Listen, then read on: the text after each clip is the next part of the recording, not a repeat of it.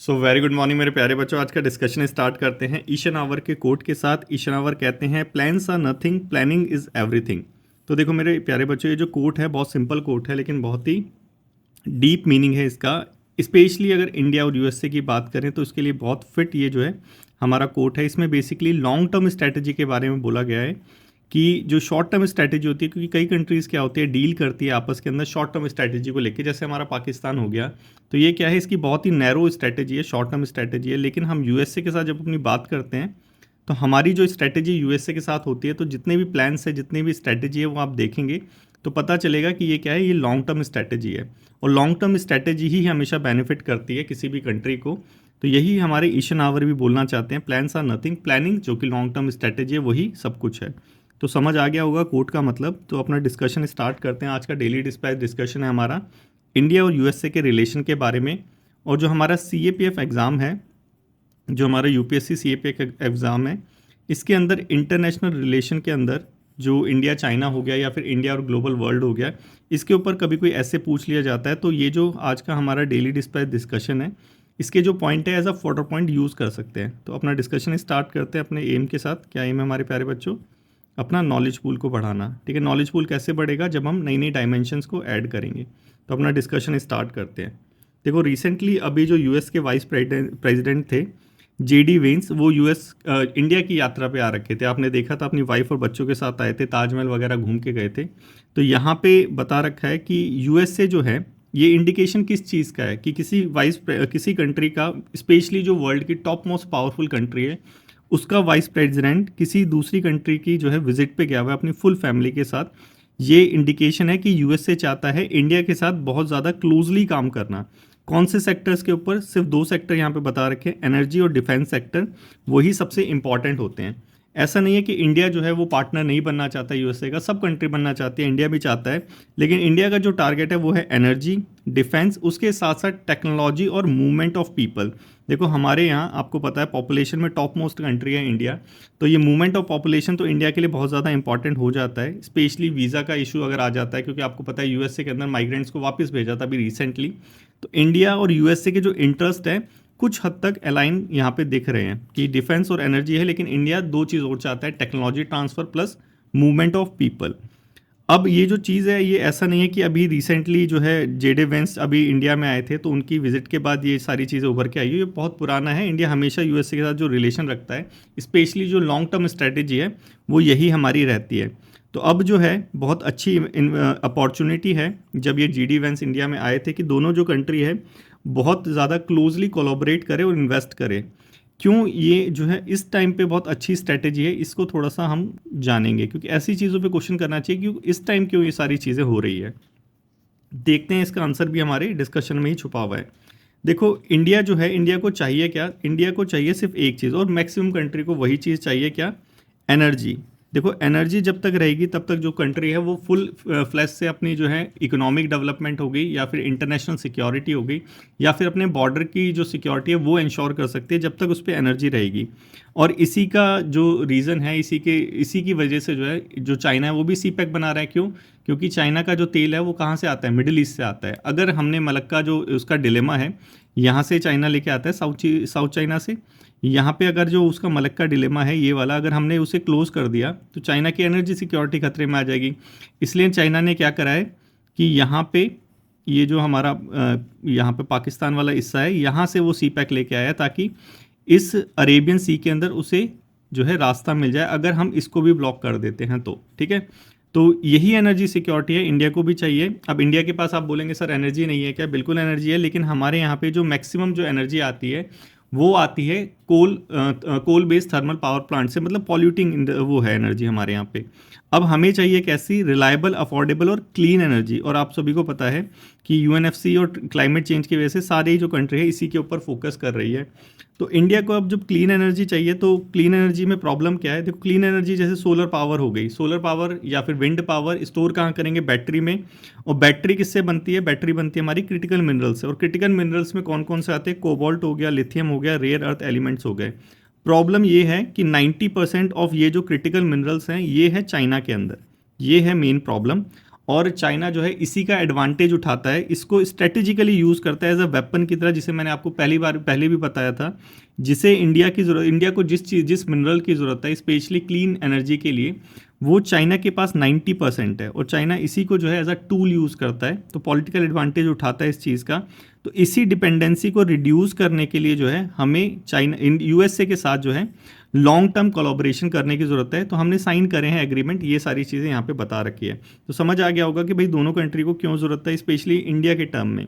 आगे और देखते हैं अब करने की क्या ज़रूरत है। जब पता चल गया कि हमें जो है अपनी डिपेंडेंसी को रिड्यूस करना है, उसके लिए ही हम जो है उसके लिए मतलब उसमें से एक रीज़न है चाइना इंडिया के साथ जो है यूएसए कोलैबोरेट कर रहा है, यूएसए इंडिया के साथ कोलैबोरेट कर रहा है और इंडिया यूएसए के साथ कोलैबोरेट कर रहा है। प्लस इसके साथ हमारा खनिज हो गया, काबिल करके एक हमारा वो इनिशिएटिव भी आपको पता होगा, जो पूरे ग्लोब में जहाँ भी क्रिटिकल मिनरल्स होते हैं वहाँ पे स्ट्रेटेजिकली अलाइंस करता है। तो ये सारी चीज़ें हैं। उसके बाद अब करने की क्या ज़रूरत है, ये सारी चीज़ें तो चलो हो गई। करने की ज़रूरत बेसिकली यही है कि ये जो क्रिटिकल मिनरल्स है ये तो हमें पता ही है कि बहुत ज़्यादा इंपॉर्टेंट है। तो अब हमें क्या करने की ज़रूरत है, एक साथ काम करने की ज़रूरत है। यूँ नहीं है कि यूएसए और इंडिया के अंदर ही हम रिस्ट्रिक्ट रखें यूएसए के साथ कि जो क्रिटिकल मिनरल्स है जो इंडिया के अंदर है या फिर जो यूएसए के अंदर है उसी पे डिपेंड रहे, बल्कि हमें ढूंढने की ज़रूरत है और जो मिनरल्स है उसको प्रोसेस करने की ज़रूरत है इन दोनों कंट्री से बात। जैसे अफ्रीका हो गया, साउथ अमेरिका हो गया, साउथ ईस्ट एशिया हो गया, और आपको पता है चाइना भी जो अफ्रीका के अंदर जो अपना इंटरेस्ट दिखा रहा है, उसका इंटरेस्ट का रीज़न क्या है, मिनरल्स। ठीक है, उस इंटरेस्ट का रीज़न क्या है, मिनरल्स। नहीं तो कौन जो है दूसरी कंट्री में जाके पैसा खर्च करेगा। साफ सीधी बात है, मिनरल्स चाहिए उसको, इसीलिए जो है वो अफ्रीका के अंदर इंटरेस्ट दिखा रहा है, और इंडिया भी इसीलिए इंटरेस्ट दिखाता है मिनरल्स के लिए, और यही चीज़ यहाँ पे बता रखी है। प्लस इसके साथ और क्या करने की ज़रूरत है, क्वाड जो कंट्रीज़ हैं, आपको पता है क्वाड कंट्रीज़ कौन कौन सी है हमारी, इंडिया, यूएसए, जापान, ऑस्ट्रेलिया। इन सारे लोगों को, वैसे तो ये जो है इंडियन ओशन रीजन के लिए जो है स्टैंड करते हैं, लेकिन इन सारे लोगों को जो है, लोगों मतलब वही क्वाड कंट्रीज़ को टीम की तरह जो है काम करना चाहिए, स्पेशली इस मिनरल वाले डोमेन के अंदर। प्लस इसके साथ ये बता रखा है कि हमें इंडिया यूएस मिनरल एक्सचेंज, एक सिक्योर डिजिटल प्लेटफॉर्म जो है वो क्रिएट करने की ज़रूरत है। तो देखो, प्लेटफॉर्म तो डेफिनेटली क्रिएट करने की ज़रूरत है, क्योंकि दो चीज़ों को हमें जो है क्लब करना ही पड़ेगा, तभी जाके जो है एडवांसमेंट आएगी। टेक्नोलॉजी को तो हर चीज़ के साथ लेके आना ही पड़ेगा। तो यहाँ पे यही चीज़ बता रखी है कि एक जो है एक्सचेंज प्लेटफॉर्म जो है डेवलप करने की ज़रूरत है। प्लस उसके साथ जो है ब्लॉकचेन टेक्नोलॉजी को यूज़ करो, जैसे यूरोपियन यूनियन बैटरी पासपोर्ट एक ब्लॉकचेन टेक्नोलॉजी है, उसको यूज़ कर रही है। सिमिलरली इंडिया और यूएसए को भी यूज़ करना चाहिए। प्लस हमें जो है एक रिजर्व बनाना चाहिए, मिनरल स्टॉक पाइल जिसे यहाँ पे बोल रखा है, जैसे पेट्रोल वगैरह का हम रिजर्व बना लेते हैं ना, सिमिलरली हमें क्रिटिकल मिनरल्स का भी एक रिजर्व बनाना चाहिए, क्योंकि आगे जो फ्यूचर की जो एनर्जी है वो क्रिटिकल मिनरल्स से ही आएगी। ठीक है, क्योंकि क्लाइमेट चेंज जो प्रॉब्लम है उसके लिए एक ही सॉल्यूशन है, क्लीन एनर्जी। क्लीन एनर्जी को स्टोर करने के लिए एक ही सॉल्यूशन है, बैटरी, और बैटरी के लिए चाहिए क्रिटिकल अर्थ मिनरल्स, और वो 90% चाइना के पास है। तो अब चाइना को जो है थोड़ा सा साइट हटाना है, तो पूरे वर्ल्ड के लोगों को कोलैबोरेट करना ही पड़ेगा, और वही यहाँ पे बता रखा है कि भाई स्टॉक पाइल जो है वो बना लो।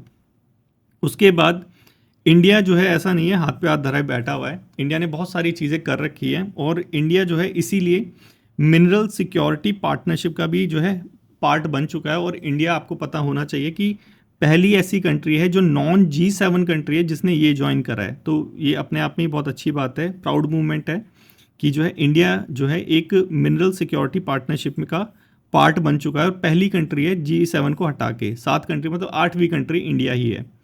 तो ये सारी चीज़ें जो है इंडिया अपनी जो है कह लीजिए कि स्ट्रेटेजिक जो वो चीज़ें हैं उसको सिक्योर करने के लिए इंडिया यहाँ पे कर रहा है।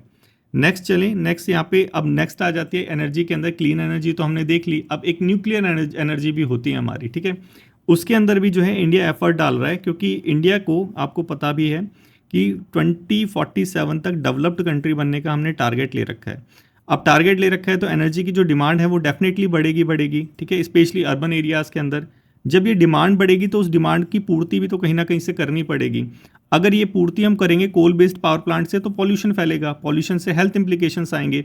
तो इसका अल्टरनेटिव क्या है, क्लीन एनर्जी। और क्लीन एनर्जी में एक डोमेन तो हमने देख लिया क्या, कि ये सोलर पावर वाले जो बैटरी स्टोर्ड होती है वो वाली क्लीन एनर्जी। अब इसके लिए तो चाहिए हमें क्रिटिकल अर्थ मिनरल, जिसके लिए हमने ऑलरेडी देख लिया कि हम क्या क्या चीज़ें कर रहे हैं। दूसरा यहाँ पे ऑप्शन आ जाता है हमारे लिए न्यूक्लियर एनर्जी, जिससे हम जो है अपनी एनर्जी की डिमांड वो जो है सेटिस्फाई कर सकते हैं। तो इसके अंदर भी जो है हमारा जो यूएसए है बहुत अच्छा पार्टनर बन सकता है और ऑलरेडी है भी। ठीक है, तो इंडिया जो है यहाँ पे यही बता रखा है स्टेबल सोर्स है। जो सोलर है, विंड, उसके साथ साथ न्यूक्लियर एनर्जी भी स्टेबल सोर्स है। तो जो इंडिया है ऐसा नहीं है उसके पास कुछ प्लान नहीं है, प्लान तो ऑलरेडी है हमारे पास। प्लान है कि 2047 तक हमें 100 गीगावाट जो है न्यूक्लियर एनर्जी प्रोड्यूस करनी है। कितनी? 100 गीगावाट न्यूक्लियर एनर्जी प्रोड्यूस करनी है 2047 तक। अभी कितनी कर रहा है? अभी कर रहा है सिर्फ 8 गीगावाट। और ये जो हमारे यहाँ पे टोटल पावर कैपेसिटी है उसका सिर्फ 2% है। तो एक चीज़ तो समझ आ गई होगी कि न्यूक्लियर एनर्जी के अंदर इंडिया जो है बहुत पिछड़ा हुआ है। सिर्फ टोटल एनर्जी का 2% जो है वो हमारी न्यूक्लियर एनर्जी है। तो इसके अंदर हमें थोड़ा सा जो है इनिशिएटिव करने की ज़रूरत है। अब इसमें क्या करने की ज़रूरत है? देखो इसमें यहाँ पे बता ही रखा है कि जो है न्यूक्लियर प्लांट जो है फास्टर जो है वो कंस्ट्रक्ट करो। अब आपको पता भी होगा हमारा कुडनकुलम प्लांट हो गया, ये सारे प्लांट तो है ही, और रशिया की सहायता से भी हम बहुत सारे प्लांट्स लगा रहे हैं। लेकिन यहाँ पे एक चीज़ और हमें करने की ज़रूरत है, क्या? जो हमारे प्राइवेट प्लेयर्स हैं, ठीक है, क्योंकि प्राइवेट वालों पे भी तो पैसा है, हमारे जैसे अडानी अंबानी हो गए, इनका भी पैसा लेके आने की ज़रूरत है। तो यहाँ पे यही चीज़ बता रखी है एडिटोरियल में कि जो प्राइवेट प्लेयर्स हैं, क्योंकि गवर्नमेंट जो है हर चीज़ वो बिल्ड नहीं कर सकती। अब इंटरनेशनली जो है वो अगर हेल्प लेती है तो कहीं ना कहीं उसको भी कहीं ना कहीं कॉम्प्रोमाइज़ करना पड़ेगा। तो हमारे यहाँ के जो ऑलरेडी पावरफुल प्लेयर्स हैं, स्पेशली प्राइवेट सेक्टर वाले, उनको कहीं ना कहीं इंक्लूड करने की ज़रूरत है। वही जो पीपीपी प्रोजेक्ट होता है हमारा, पब्लिक पार्टनरशिप वाला, पब्लिक प्राइवेट पार्टनरशिप वाला, वो कहीं ना कहीं न्यूक्लियर पावर में, न्यूक्लियर एनर्जी में इम्प्लीमेंट करने की ज़रूरत है। ये यहाँ पे क्लियरली बता रखा है। इसके साथ साथ एक और जो चीज़ है हमारे पास, एक अच्छा ऑप्शन है, वो क्या? Small modular reactor. देखो ये छोटे छोटे जो हैं एक तरह से जो रिएक्टर्स होते हैं, जो एक पर्टिकुलर एरिया के अंदर, स्पेशली जो रिमोट एरियाज़ हैं वहाँ पे जो है एक अच्छा ऑप्शन प्रोवाइड करा सकते हैं। चीप, स्मॉलर और लेस, कम लैंड लेते हैं और जल्दी बन भी जाते हैं, और ये हमें एनर्जी भी प्रोवाइड कराएंगे, स्पेशली जो रिमोट एरियाज़ हैं हमारे, दूर दराज के गाँव वगैरह हो गए वहाँ पे। तो ये एक अच्छे ऑप्शन बता रखा है स्मॉल मॉड्यूलर रिएक्टर का। ठीक है, अब आपको पता है कि हमारी जो 21st सेंचुरी है, डेटा ड्रिवन सेंचुरी है, एआई यहाँ पे जो है बहुत ज़्यादा प्रोलिफरेट कर रहा है। अब ये जो एआई सेंटर है इनके लिए क्या चाहिए? एनर्जी चाहिए, क्योंकि लाइट तो चाहिए ना, बिना लाइट के थोड़ा ना एआई सेंटर चलेगा।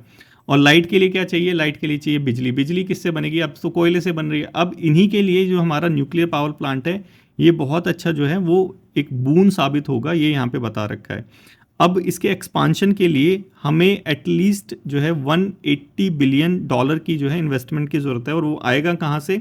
यहाँ पे बताया था ना, प्राइवेट कंपनीज, इसको इंक्लूड करने की ज़रूरत है। तो प्राइवेट पब्लिक पार्टनरशिप से ये बहुत अच्छे से सॉल्व हो सकता है ये वाली प्रॉब्लम। ऐसा नहीं, हमारे यहाँ पे एक प्रॉब्लम हो रहा है। आप हमने जब पिछली बार जो न्यूक्लियर एनर्जी का डिस्कस करा था तो वहाँ पे देखा था कि हमारे यहाँ पे जो न्यूक्लियर लाइबिलिटी क्लॉज है, स्पेशली जो सप्लायर होता है उसका, तो वो क्लॉज को हम रिलैक्स कर रहे हैं, वो सारी चीज़ें चल रही हैं। ठीक है, तो वो सारी चीज़ें यहाँ पे हैं ही, ये लॉज भी है हमारे पास, तो इसको थोड़ा सा हमें चेंज करने की ज़रूरत है। यहाँ पे वही जो उसके अंदर कमी है कि जो सप्लायर है न्यूक्लियर एनर्जी का, जैसे न्यूक्लियर फ्यूल जो है वो जो सप्लाई करेगा उसकी भी लायबिलिटी होती है अगर कोई डैमेज हो जाता है तो इसीलिए जो है यूएसए वगैरह जो है काफ़ी कतराता है हमें न्यूक्लियर जो है मटेरियल सप्लाई करने से, क्योंकि अगर कुछ हो जाता है तो उसकी भी जो है लायबिलिटी रहेगी। तो यही चीज़ यहाँ पे बता रखी है कि इसको जो है थोड़ा चेंज करने की ज़रूरत है, ताकि जो प्राइवेट इन्वेस्टमेंट है वो हम अट्रैक्ट कर सकें। काफ़ी सारी जो हमारे यहाँ पे कंपनीज है, जैसे L&T हो गया, टाटा कंसल्टेंसी हो गया, तो ये सारी जो ये जो कंपनीज़ हैं इन्होंने ऑलरेडी जो है अप्रूवल ले रखा है जो है टाई अप करने का। तो ये जो क्लॉज है कहीं ना कहीं उसको थोड़ा सा हमें रिलैक्स करने की ज़रूरत है, ये यहाँ पे मेन मोटिव है जो समझाने का है। ठीक है, इसके साथ साथ अब एक चीज़ और बता रखी है स्मॉल मॉड्यूलर के बारे में कि कम पानी लेता है, कम स्पेस लेता है, वो ऑलरेडी देख लिया, सेफ़ है, स्ट्रॉन्ग।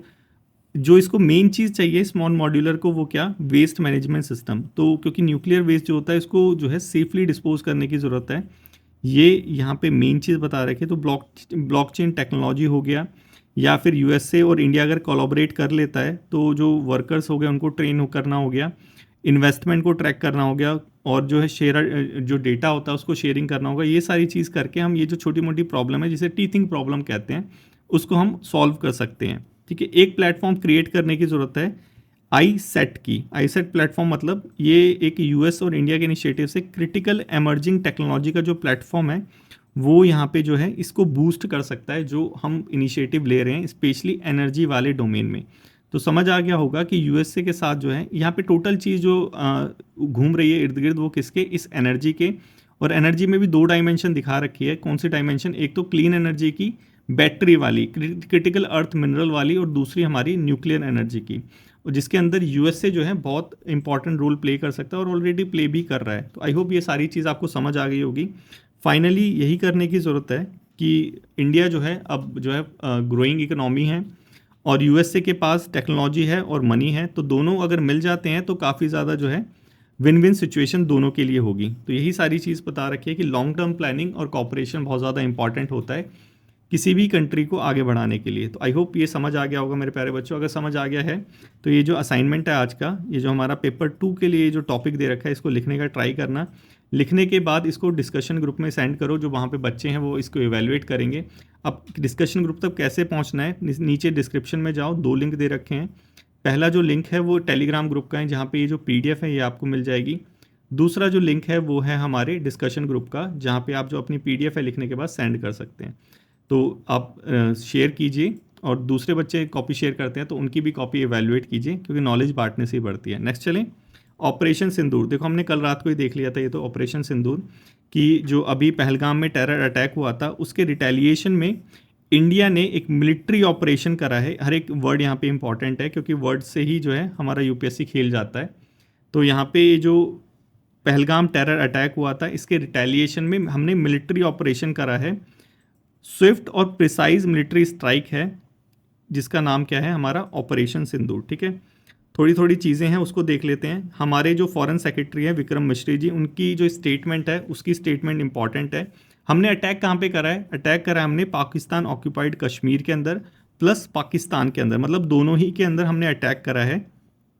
और हमारे यहाँ पे जो हमारे फॉरेन सेक्रेटरी हैं उनकी स्टेटमेंट क्या है, ये measured non escalatory proportionate and responsible attack, strike है, अटैक नहीं है स्ट्राइक है। ठीक है, तो नॉन एस्केलेटरी है, ये थोड़ा सा याद रखना, मतलब हम वॉर नहीं चाहते, ये इसका मतलब होता है नॉन एस्केलेटरी, कि हमने सिर्फ रिटेलिएशन करा है जितना तुमने नुकसान हमें पहुंचाया उसके लिए, लेकिन वॉर नहीं चाहिए हमें, इसलिए यहाँ पे वर्ड यूज़ किया गया नॉन एस्केलेटरी।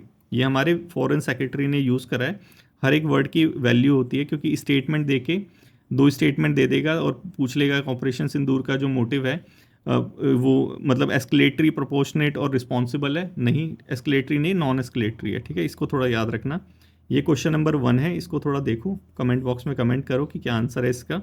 नेक्स्ट टाइम हमारा UNSC 1267 और FATF, ये दोनों चीज़ न्यूज़ में थी, तो इन दोनों को हमें पढ़ना ही पड़ेगा। वही सेम चीज़ कि अभी हमने अटैक करा है। देखो इंटरनेशनल रिलेशन बहुत जो है, इंटरनेशनल जो हमने बॉडीज़ बना रखी है, बहुत इंपॉर्टेंट बॉडीज़ हैं। तो आपको पता होगा कि अगर हम कुछ करते हैं, जैसे हमने रिटेलिएशन करा है बेसिकली अपने आप को जो है प्रोटेक्ट करने के लिए, तो ये जो रिटेलिएशन है तो इसके लिए हमें जो है आंसरेबल भी होते हैं UNSC में। तो इंडिया वही कर रहा है कि वहाँ पे जो UNSC के जो एनवॉय थे उनको थोड़ा सा ब्रीफ करा, 13 एनवॉय को, पाकिस्तान उसमें इन्वॉल्व नहीं था। तो क्या बोला इंडिया ने बोला अपने जो हमने स्ट्राइक करी है इसको हमने किन वर्ड्स में डिस्क्राइब करा है, टारगेटेड था, मेजर्ड था और नॉन एस्केलेटरी, अगेन वही वर्ड यूज़ करा है, नॉन एस्केलेटरी था। एम्ड क्या था इसको, डेटरिंग और प्रीएम्प्टिव फ्यूचर अटैक, मतलब कि अगर फ्यूचर में कोई अटैक होता है तो उसको रोकने के लिए हमने ये प्रीएम्प्टिव जो है अटैक किया है, स्ट्राइक किया है। ठीक है, ये सारी चीज़ें इसके अंदर इंडिया का जो फोकस है बेसिकली क्या, ये जो ग्रुप है इसको अकाउंटेबल ठहराना किसके अंदर, 1267 कमेटी के अंदर, जो UNSC की कमेटी है, और इसका जो दाना पानी है उसको बंद कर देना, बेसिकली FATF के अंदर इसको लेके आना। ठीक है, तो दोनों चीज़ों को देखते हैं क्या चीज़ है, कौन सी कमेटी है और ये FATF क्या चीज़ होती है, क्योंकि इंडिया जो है इन टेरर ग्रुप को इन दोनों चीज़ों के अंदर लेके आना चाहता है। ठीक है, चलें देखते हैं पहले हमारा UNSC का 1267 कमेटी। देखो इसको 1999 में इस्टेब्लिश किया गया था, सेटअप किया गया था, और इसको दाइश अल-कायदा सैंक्शन कमेटी के रूप में भी जाना जाता है। मतलब इसका जो अल्टरनेटिव नेम है 1267 कमेटी का वो है अल-कायदा सैंक्शन कमेटी, जिसको 9/11 जो US में अटैक हुआ था उसके बाद इसको रखा गया था। ठीक है, इसके अंदर कौन कौन से मेंबर है इस कमेटी के अंदर, सारे मेंबर है UNSC के, परमानेंट और नॉन परमानेंट दोनों मेंबर इसके अंदर है इस UNSC की कमेटी के अंदर। इसका एम क्या है, एम बेसिकली ये ग्लोबल लिस्ट है टेररिस्ट की विद UNSC स्टैम्प, इसीलिए इस कमेटी का नाम ये अल-कायदा सैंक्शन कमेटी भी है। ठीक है, अब ये जो बॉडी है ये कॉम्बैट टेररिज्म के लिए जो है वो फाइट करती है। अगर इसके अंदर कोई आ जाता है तो ट्रैवल बैन हो जाएगा, उसका जो एसेट है वो फ्रीज हो जाएगा और आर्म एम्बार्गो लग जाएगा टेररिज्म एक्टिविटी जहाँ पे होती है उसके लिए, ठीक है। तो ये सारी चीज़ें इस कमेटी के अंदर, इसीलिए जो हमारा रेजिस्टेंट फ्रंट था, टीआरएफ जो था, उसको जो है इस कमेटी के अंदर लेके आना चाहती है इंडिया, क्योंकि जैसे ही यहाँ पे आएगा तो इसके ऊपर सैंक्शंस लग जाएंगे, ठीक है। अब रोकता कौन है? रोकने वाले दो ही बंदे हैं, एक तो हमारा चाइना हो गया परमानेंट मेंबर और एक हमारा पाकिस्तान हो गया जो नॉन परमानेंट है। तो ये दोनों ही जो है इसको रोकते हैं। FATF क्या होता है? पहले तो FATF की फुल फॉर्म आपको पता होनी चाहिए, अगर नहीं पता तो कमेंट बॉक्स में कमेंट करके बताओ क्या होती है FATF की फुल फॉर्म। देखो ये जो हमारा जो है FATF एक क्या है? इंटर गवर्नमेंटल बॉडी है, ठीक है। मतलब गवर्नमेंट का एक, जो हमारी पूरे वर्ल्ड की जो गवर्नमेंट बॉडीज़ है उनका एक ग्रुप है। इनका जो बेसिक पर्पस है बस वो याद रखना, फाइनेंशियल एक्शन टास्क फोर्स का जो बेसिक पर्पस है वो याद रखना कि टेररिज्म से कॉम्बैट करना है, ठीक है। कॉम्बैट कैसे करना है? पैसों वाले मामले में, ठीक है, क्योंकि फाइनेंशियल है, इसके एफ का मतलब क्या है? Financial action task force. तो ये क्या करती है? मनी लॉन्ड्रिंग, काले धन को जो है वाइट करना, उसको रोकना, प्लस जो टेरर फाइनेंसिंग होती है और अदर रिलेटेड जो थ्रेट है सिमिलर वाले फाइनेंस वाले, उसको जो है कर्ब करती है। कैसे कर्ब करती है? इसकी दो लिस्ट है, दो लिस्ट के अंदर जो है कंट्री को डाल देती है, पूरी कंट्री को। एक तो ब्लैक लिस्ट है और एक इसकी ग्रे लिस्ट है, ठीक है। अगर ग्रे लिस्ट में आ जाता है तो मतलब उस कंट्री को थोड़ा सा सावधान रहना पड़ेगा। टेररिज्म को जो फाइनेंस करते हैं, जैसे आपको पता है स्टेट स्पॉन्सर टेररिज्म का मतलब क्या है कि पाकिस्तान जो है उसको फाइनेंस करता है, ठीक है। तो वो जो कंट्री है, क्योंकि पाकिस्तान ग्रे लिस्ट में भी आ गया था, तो टेररिज्म की जो फाइनेंस होती है उसको कर्ब करने के लिए यहाँ पे उसको इंटीमेट किया जाता है, और जो मनी लॉन्ड्रिंग होती है उसके लिए। लेकिन अगर ब्लैक में आ गया, ब्लैक लिस्ट में आ गया, तो उसका जो दाना पानी है, स्पेशली जो इंटरनेशनल फाइनेंस मिलती है और हर एक कंट्री को, स्पेशली डेवलपिंग कंट्री को फाइनेंशियल एड मिलती है, तो वो एकदम बंद कर दी जाएगी अगर ब्लैक लिस्ट में आ गया। पाकिस्तान ग्रे लिस्ट में था, ठीक है। तो ये हो गया हमारा क्या? FATF का, और ये हमारी sanction committee, al Qaeda sanction committee 1267। तो इन दोनों को थोड़ा सा याद रखना, यहाँ से क्वेश्चन आ सकता है क्योंकि अभी चर्चा में भी है, न्यूज़पेपर में भी आया है। कमेंट बॉक्स में कमेंट करो ये वाला क्वेश्चन नंबर 2। नेक्स्ट चलिए, नेक्स्ट हमारा वर्ल्ड मीडिया अवार्ड 2025। ये जो मीडिया अवार्ड है अभी दिया गया है द हिंदू को। द हिंदू को किस लिए दिया गया है? द हिंदू ने एक कैंपेन चलाया था, made of China campaign, digital advertising product और इनिशिएटिव के लिए, ठीक है। तो बस यही था। कहाँ पे दिया गया? पोलैंड में, क्वार्को पोलैंड के अंदर दिया गया है हमारा world media award 2025 the Hindu को। बस छोटी सी न्यूज़ थी, इसको याद रख लेना, कभी कभी पूछ लेता है। क्वेश्चन नंबर ये 3 है, 3 ही है शायद, हाँ बिल्कुल 3 है। नेक्स्ट चलें, नेक्स्ट है हमारे कल के क्वेश्चंस। आज इतना ही था, कल के क्वेश्चन थोड़ा सा देख लेते हैं। OIC हमने देखा था कल, ठीक है। OIC का हेडक्वार्टर कहाँ है? कमेंट बॉक्स में कमेंट करो, क्योंकि इतनी जल्दी नहीं भूलना। OIC इंपॉर्टेंट चीज़ है, और अभी जो है अब यहाँ से स्टेटमेंट भी देखने को मिलेगी इंडिया के अगेंस्ट में, जब इंडिया ने जो है प्रीएम्प्टिव स्ट्राइक करा है उसके लिए। तो ये जो OIC है was established in response of the which of the following event. हमने देखा था ये वाला अलस्क मॉस्क्यू पे जो अटैक हुआ था, उसके रिस्पॉन्स में OIC जो है एस्टेब्लिश किया गया था, इस्लामोफोबिया, ठीक है। उसके बाद नेक्स्ट चले, सेक्शन 79 हमने ये देखा था। सेक्शन 79 वाला ये था, वो वाला एक हार्बर क्लॉज था, safe harbour clause, IT act 2000 के अंदर। तो क्या condition must be met for an intermediaries to claim safe harbour protection?